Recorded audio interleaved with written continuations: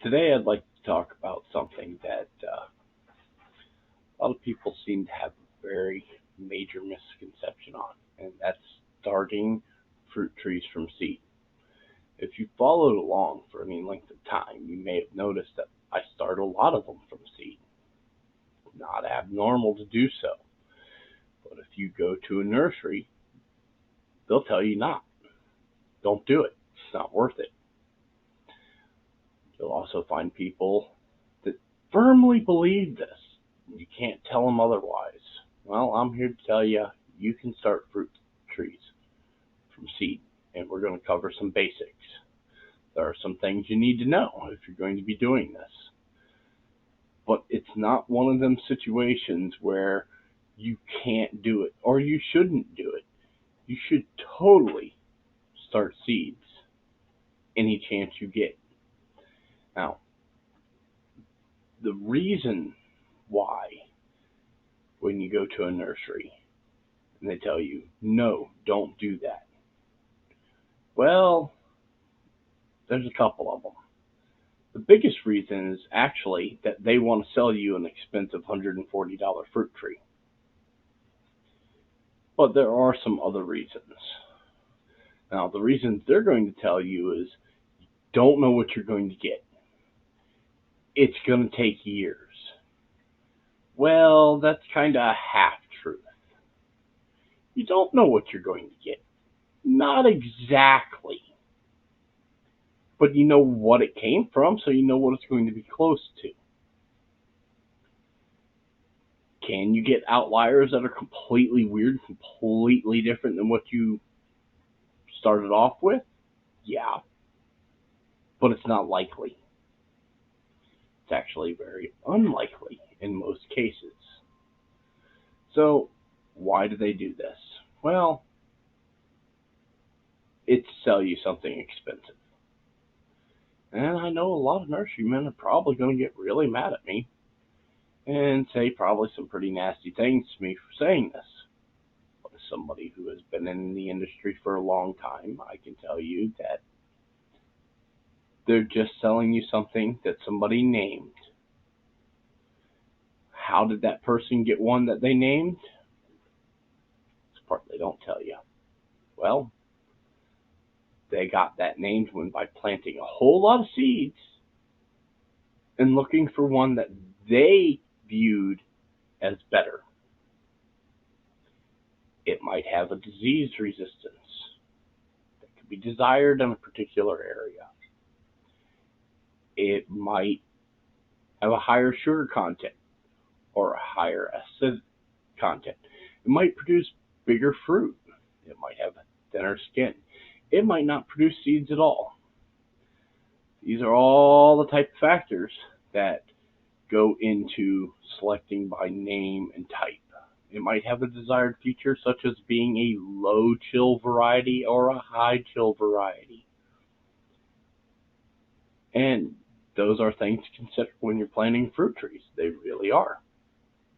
But it should never discourage you from taking a seed and planting it to see what you get. Ever. So if you want to start something from seed, go ahead. Now, there are some basics that you need to do to be able to grow fruit trees from seed. And if anybody's been following along, I have episodes on me starting a variety of different things, mostly tropical, because I live in a subtropic, almost tropic region. But I can grow temperate things as well, and I've started plenty of temperate things from seed. Some of them have done really well, others not so much, but I've taken those ones that were not so much and moved them further north. They did great. So what do you need to know? Well, if you're wanting to grow something that's tropical, say an orange or a jackfruit, a lychee, something along those lines, those tropical and subtropical ones, their seeds aren't very viable for very long. So you don't take those and go put them in the fridge like you do other seeds. You do that and it kills them right now. Below 50 degrees kills most tropical fruit seeds. There are a few exceptions, but in general, that's how it works. So, if you're going to do tropical, oranges, lemons, anything in the citrus family, lychees, jackfruit, literally thousands of others, what you're going to want to do is take that seed straight from your fruit and plant it straight into your starter pot. You might want to rinse it. You might not. It depends. Like lychees, I like to throw them in some water, and the same with the jackfruit. I throw them in a bowl of water and let them sit for 24 hours. Then I go plant them. All the sugars and everything that are on it are going to kind of ferment a little bit in that water, and that water's going to smell real bad. And your hands are going to smell real bad when you're planting them. Just go ahead and plant them about an inch deep. Week, 2 weeks, I got sprouts. No problem at all. Citrus, you take it straight out of the lemon or the orange and you go plant it. Now, you can nip really hard shell ones, or you can even peel them. I've tried these techniques. They work pretty good. They increase your germination rate. Nothing increases the germination rate better with citrus than taking fresh seed straight out of a fruit that has never been refrigerated and planting it in a pot. Get a very good germination rate, 70, 80%, sometimes higher, doing it that way. I've grown lemons, limes, oranges, tangerines, satsumas, basically anything I can get my hands on that way, no problem at all. Mangoes, take them straight out of the fruit. If it's a really thin mango seed, I might take a pair of snips and move along the edge and pop the main seed out. But if it's a really thick one, where I can't do that, I'll still just stick it in a pot. Or with mangoes, a lot of times I like to soak them in water until they crack. I just throw it in a cup. I don't get fancy with it at all. I just throw it in a cup, fill it halfway full of water, put it in the windowsill. If it happens to start growing, and most of them do, then I go move it into a pot. With the tropicals, what you're looking for is a fresh seed, moisture and humidity. Moisture as in it's good moist soil, high humidity, higher heats,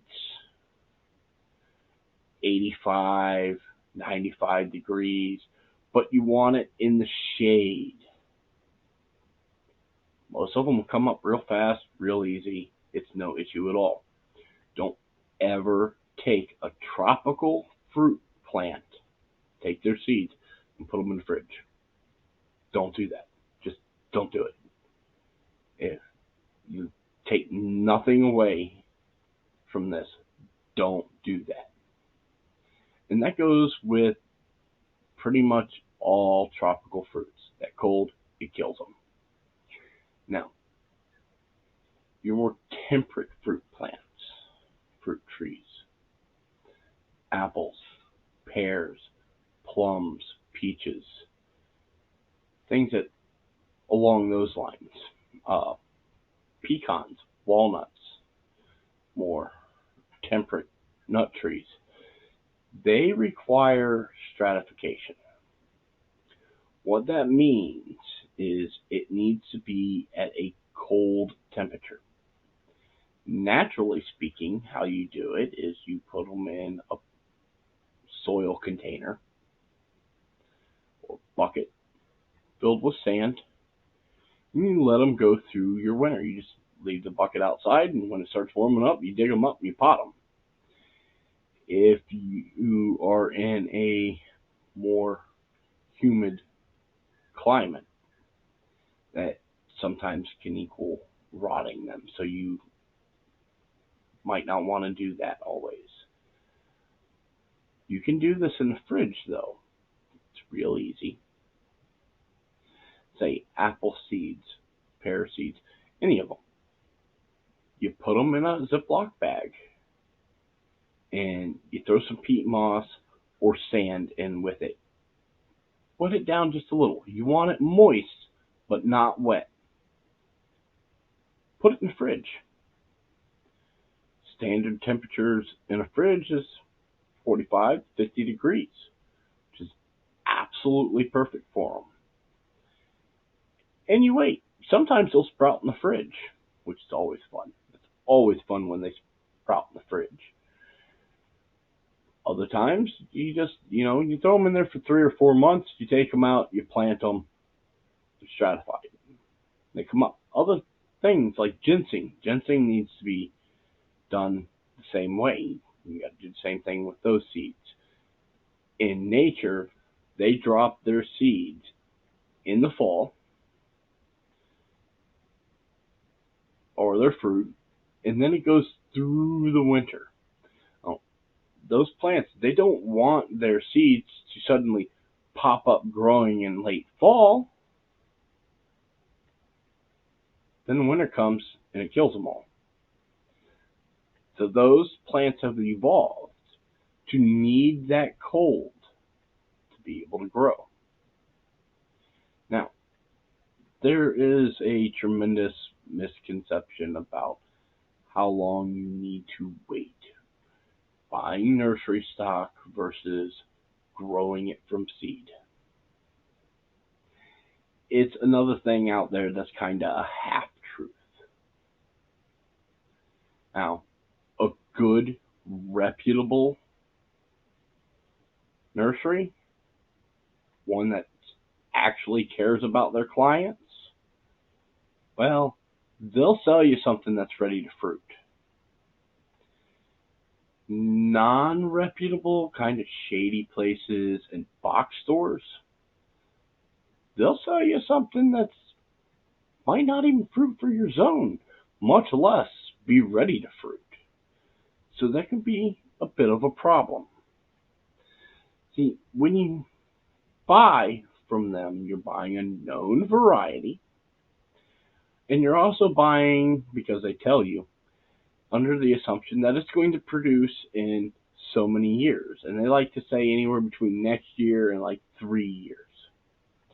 Well, I can tell you from experience that I have bought plants from nurseries that they told me exactly that. Matter of fact, I have 2 of them in my backyard right now that are over 8 years old that were supposed to produce the next year. No more than 2 years. That still have not bloomed.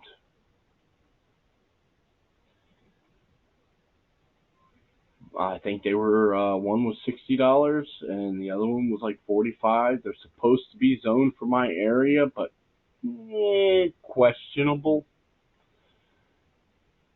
They're growing. They're growing very slowly. Whether or not I'll ever see fruit out of them, at this point it's experimental. What you're supposed to be buying from a good, reputable nursery is the fact that they've already grown that tree up to the point where it's ready to fruit, or has already bloomed, or already fruited. Some nurseries, a lot of them, they have no idea when that tree is going to actually produce. It's mass produced somewhere else. They buy it, and they're just repeating what the last guy told them. Or worse. Some nurseries grow from seed, call it something. They just decide everything of that particular fruit. They just come up with a name of their own. Don't tell you that they're growing from seed. And then you truly paid way too much and have no idea what you're going to get. I actually have one of those. I found out about a year after I'd ordered it from the nursery that the variety that they sold me isn't actually a named variety, and I found out exactly what they were doing by one of their own nurserymen who told me, oh, wow, I started like 700 of those seeds last year. Yeah, great, thanks. It hasn't produced for me because I'm actually at the farthest tip of where it might be viable. I could probably take that tree 100 miles north and it'll do just fine.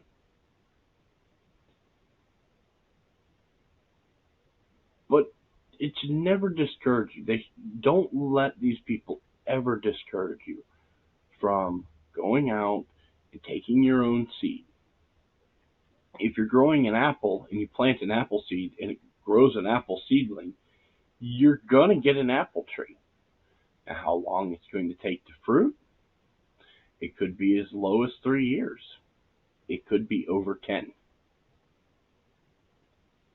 But other fruits are much faster. Much faster. And then there's outliers, even within those that shock you. Generally speaking, a peach tree from seed will produce within 3 years. 5 is the longest I've ever seen a peach tree from seed before it produced. So if you want to grow peaches, go ahead and take the seeds from whatever peach you have, stratify them, and plant them. No problem. You know you're going to get a peach. If you liked the peach that you took it out of, you're probably going to get something similar, so you're probably going to like that peach. It's the same with apples, it's the same with pears. It's the same with the tropicals, too. I started a whole bunch of lychees last summer. Whole bunch of them. I was gifted a whole bunch of lychee seeds. Very nice person I know gave me a giant bag full of lychees. And I started as many of them as I could. I actually ran out of pots to put them in and soil. It still had seed. Lots of seed. I easily had 100 lychee seeds. And I posted them online. I had a gentleman come along and go, why are you wasting your time? You don't know what you're going to get. You don't know when they're going to fruit. Well, I know what I'm going to get. I'm going to get a lychee. I didn't plant a lychee seed and I'm going to get a pear.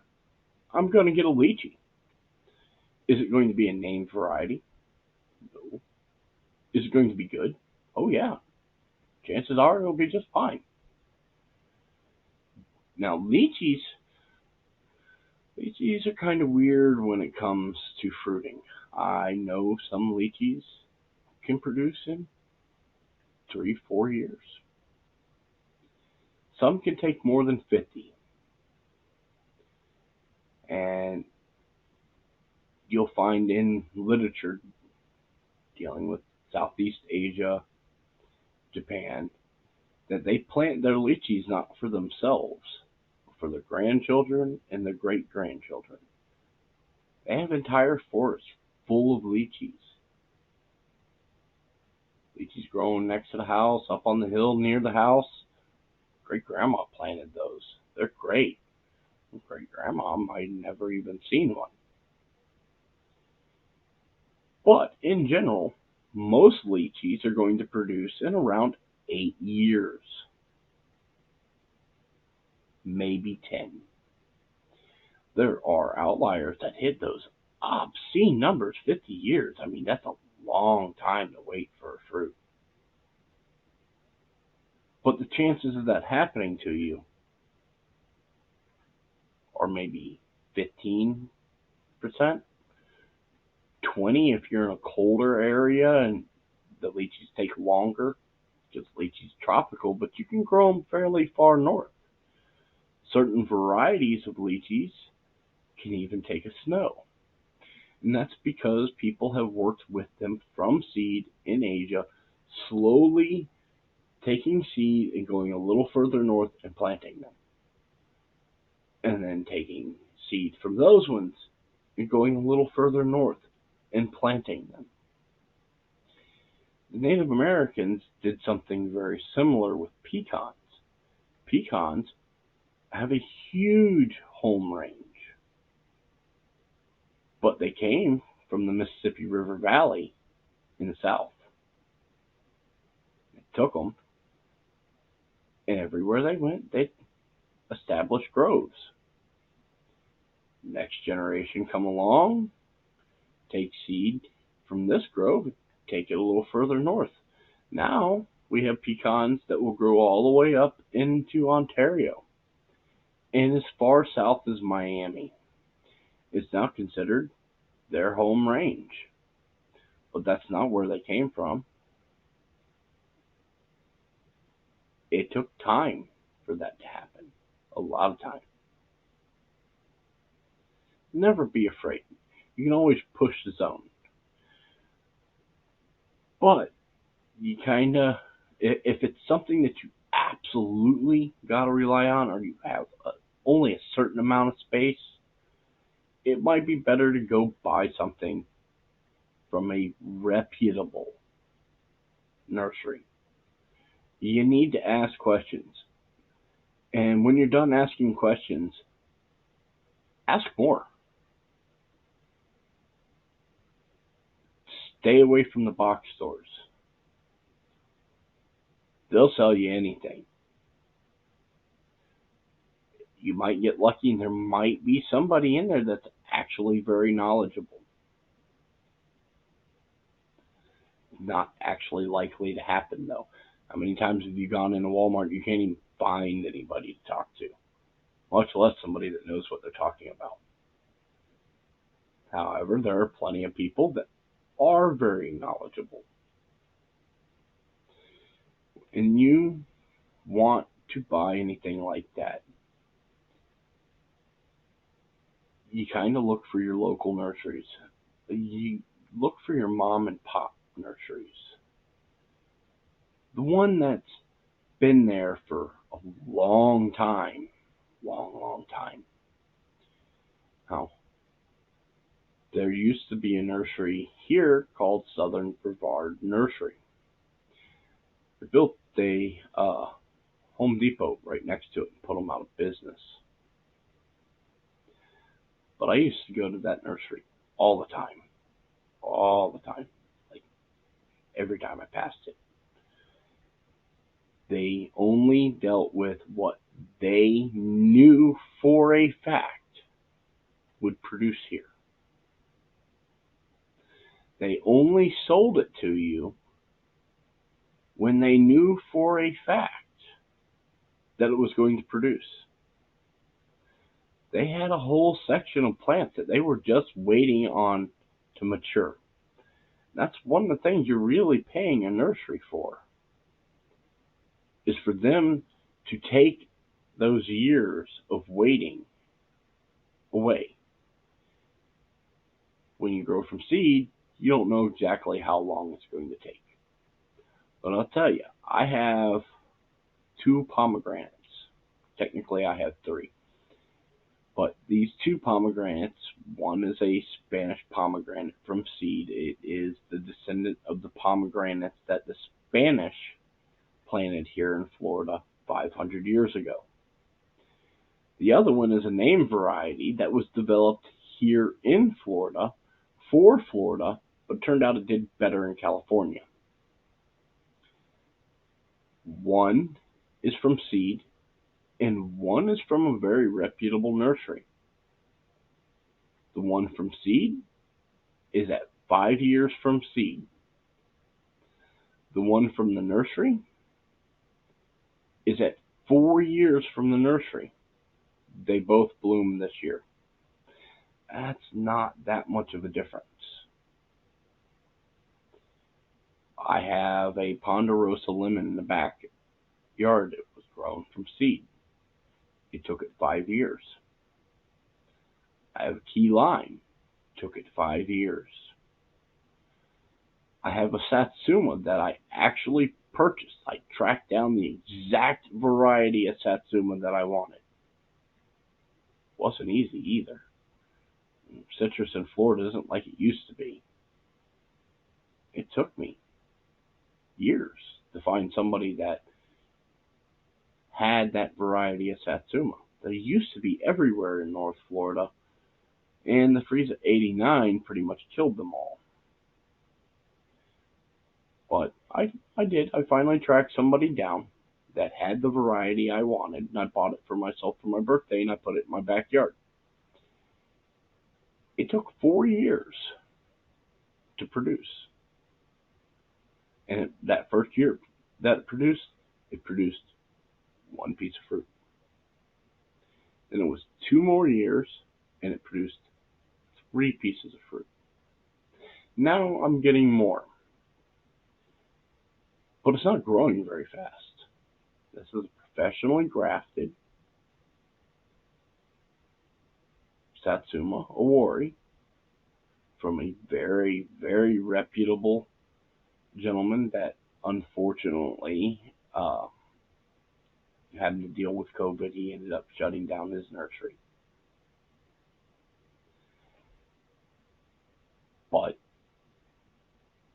it didn't really produce significantly faster than if I had grown it from seed. I paid $160 for that tree. The lemon tree, I didn't pay anything for it. Key lime was actually a gift. Somebody else started that one from seed and then gave me the seedling. I have a Marcotte. It's 2 years old. I can almost guarantee it'll produce in 3 years. Right around that 5-year mark, it's going to produce. Don't ever let anybody talk you out of starting something from seed. Now, here's one of the neat things that the nursery people that are trying to sell you that $160, $190, $250 tree aren't going to tell you. All those have named varieties. They were all grown from seed. Somebody got to name it. You know who got to name it? The person who grew it from seed. If you grow a fruit tree from seed, it is genetically different than all others. And therefore you can name it whatever you want. That is your fruit tree. Grew an apple. Do you like that apple? Name that apple whatever you want. Grow a mulberry from seed. You like that mulberry? Name it whatever you want. Now it's a named variety. You can go patent that name. Especially if you can prove that you grew it completely from seed. So take pictures or video documenting the fact that you grew that. You named it. You patented it. Now it's yours. That's exactly how all these named varieties came into being. Was an individual, usually a nursery or a university, planted a whole bunch of seeds, and they selected the ones that they liked for whatever it was that they were looking for. Whether it was sweeter, the fruit was bigger, in some cases the fruit smaller. It has a low chill hour. It can take the heat. It's drought tolerant. It can take a local disease that's being a problem. The thing going on here at the University of Florida, they're trying to select citrus that can deal with the citrus greening. Citrus greening has destroyed the industry. Not that a whole host of other things, including massive mismanagement, didn't have anything to do with it. But what are they doing? Well, they're taking thousands upon thousands of seeds and planting them and seeing which ones don't get greening. They've already come up with one. One so far, they call it bingo. One orange tree that resists greening. The first one, they call it bingo. They'll come up with more. Now, does bingo produce a lovely tasting fruit? Who knows? I haven't encountered it yet. They'll take cuttings off of that tree and they'll graft it onto a rootstock. Rootstock is most likely going to be a desired rootstock to deal with the fact that we have nematodes in our sand. Most of the South, if you have sandy soil, you have root knot nematodes, and that's one of the things that you get when you buy from a nursery, is they're supposed to graft it on something that is resistant to that. Now, something I have personally found when it comes to citrus is if it's a sweet citrus, chances are you want it on a grafted rootstock. There's a handful that are approved, but the most common is called trifoliate, and that's to deal with it. There's actually laws on the books here that if you're growing citrus, it has to be on a nematode-resistant rootstock if you're within so many feet of a commercial citrus facility or grove or nursery. It's a law. You have to do it. Now, is that something a homeowner is going to have to worry about? Probably not. Not unless your home is butted up right up against a citrus grove. Not that that doesn't happen here. It's just happening less and less because the citrus industry is collapsing, and in its place, those farmers are selling off those large chunks of land to developers who are putting in designer communities for retirees. But I personally found that lemons, limes, any of the sour citrus, nematodes don't bother them at all. Which makes sense because trifoliate is a sour orange. A very sour orange. So they take a cutting off of a sweet orange and they graft it on a trifoliate, and now it doesn't have that problem. Does that mean there are sweet oranges that don't grow just fine here? No, there's plenty. There is a wild citrus called Marcotte here in Florida. And what that is a crossbreed of basically anything. Satsumas in some areas. It depended on what grew in that area. But it has stabilized on its own. You can find them in the woods all over Florida. It produces a tartar than normal tangerine. It's not as sweet as what most people are used to. But it's still sweet, and it's still good. They don't seem to have a problem with the nematodes. So, you never know what you're going to get, but you know it's going to be something similar to what you planted. Take your time, select, you find a particular type of fruit that you're really fond of, an apple variety, a pear variety, citrus, whatever. Go ahead. Start yourself a nice citrus or whatever fruit tree you want from seed. You might be rewarded in as little as 3 years. It might take as many as 10. In general, there are always outliers. But it doesn't mean it's not worth time to do so. It doesn't mean it's not worth you going ahead and putting it in the ground and waiting. Maybe you're not planting that tree for you. Maybe you're planting that tree for your kids, your grandkids, your great-grandkids. You might not even be planting it for your family. Maybe you're going to plant those, and then you're planning on moving somewhere else, but you left behind fruit trees. Total cost,